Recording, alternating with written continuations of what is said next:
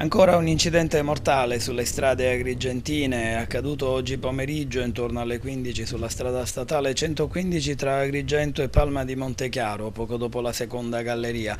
Nello scontro frontale tra un'autovettura, una Fiat Punto e un'autocisterna è deceduto Salvatore Canta, 38 anni, di Palma di Montechiaro. L'uomo era alla guida della Fiat Punto in direzione Agrigento quando, per cause ancora in corso di accertamento da parte della polizia stradale, lungo il rettilineo avrebbe invaso la carreggiata opposta, andandosi a scontrare con l'autocisterna che viaggiava in direzione di Palma di Montechiaro.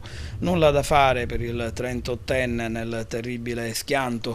Sul luogo dell'incidente è anche intervenuto l'elicottero del 118, ripartito però vuoto poco dopo, dato che l'automobilista ha perso la vita sul colpo. Sono stati i vigili del fuoco di Agrigento ad estrarre il corpo senza vita di Salvatore Canta dall'autovettura.